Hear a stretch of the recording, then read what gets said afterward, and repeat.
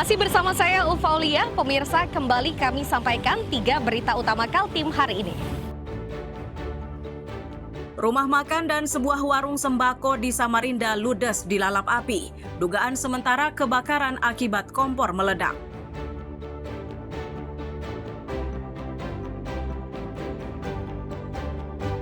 Warga negara asing asal Cina ditangkap di Tarakan dan ditetapkan menjadi tersangka perdagangan orang.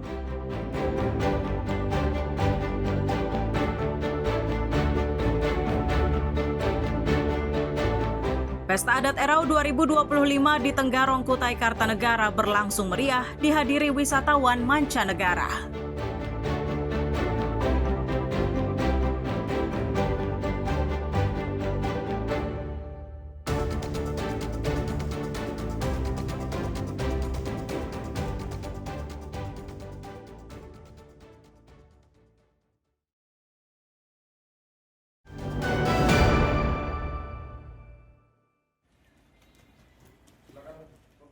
Seorang pria berkewarganegaraan Cina telah ditetapkan menjadi tersangka tindak pidana perdagangan orang. Tersangka ditangkap saat akan menyeberang ke Tawau, Malaysia melalui pelabuhan Malundung, Tarakan. Bersamanya turut diamankan 4 korban perdagangan orang yang masing-masing berinisial A, JR, B, dan RH. Kepala Kantor Wilayah Ditjen Imigrasi Pemasyarakatan Kaltim Tara menyatakan tersangka ini mengaku sebagai investor dan melakukan perekrutan di beberapa kota seperti Sumeneb, Jawa Timur, Bangka Belitung, dan Jakarta. Untuk bisa mendapatkan korban, pelaku menawari gaji tinggi meski hanya bekerja sebagai nelayan di Tawau, Malaysia. Tersangka juga membiayai pembuatan paspor, perjalanan dari kota asal ke negara tujuan, serta kebutuhan makan dan minum.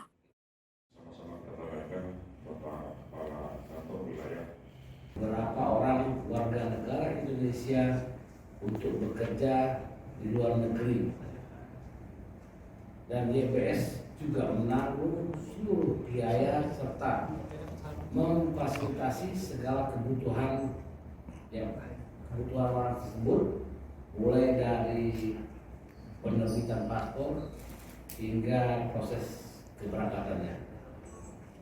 Saat ini kami juga terus melakukan pengembangan sehingga kasus ini bisa dikembangkan dan memungkinkan masih terdapat korban-korban yang lain, dan bahkan tidak menutup kemungkinan adanya tersangka yang lainnya.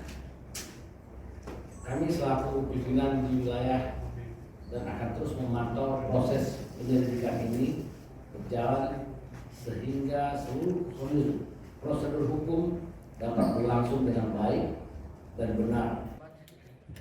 Kini akibat perbuatannya, tersangka dicerat Undang-Undang Nomor 21 Tahun 2007 tentang tindak pidana perdagangan orang dengan ancaman hukuman paling lama 15 tahun penjara dan denda paling banyak 600 juta rupiah. Mustafa dan Amir Hamzah melaporkan dari Tarakan, Kalimantan Utara.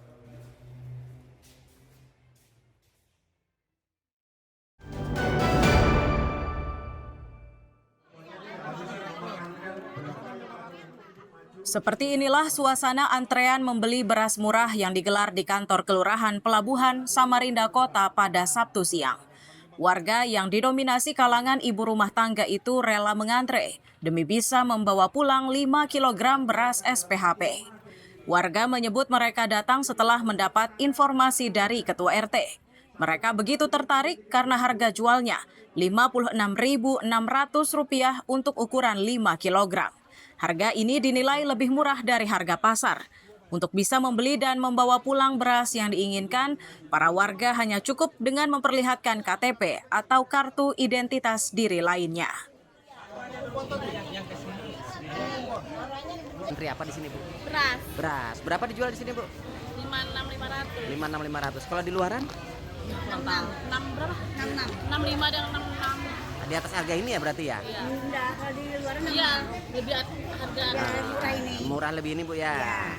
Kalau biasanya nih 5 kilo beras ini berapa lama tahannya di keluarga Ibu? Kurang lebihnya lah. Ada 1 minggu?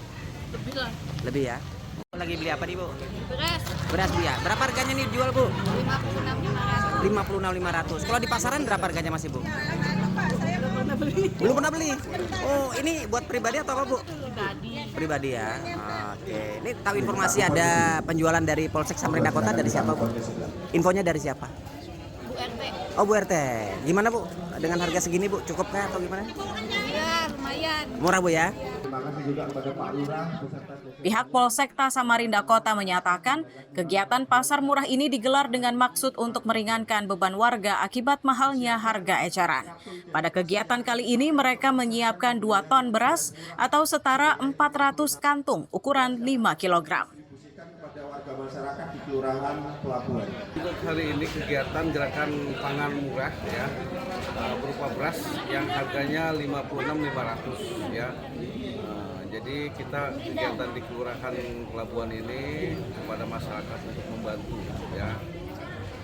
Berapa banyak yang disiapkan, Pak Wakil? Yang disiapkan hari ini sebanyak 2 ton atau 400 sak. 400 sak. Nah, ini kan kegiatan yang kesekian kalinya ya yang dilaksanakan Polsek Samarinda Kota. Dari warga sendiri, apakah ada keluhan atau ada saran atau seperti apa Wakil selama ini kegiatan Pak Wakil? Jadi selama ini dari warga merasa terbantu. Meski antreannya cukup panjang, namun pelaksanaan penjualan beras murah ini berjalan aman dan lancar.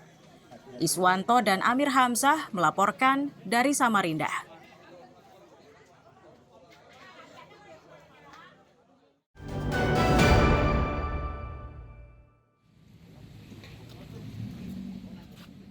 Petugas Pertamina Patraniaga wilayah Kalimantan ini melakukan tera ulang pada salah satu stasiun pengisian bahan bakar umum atau SPBU.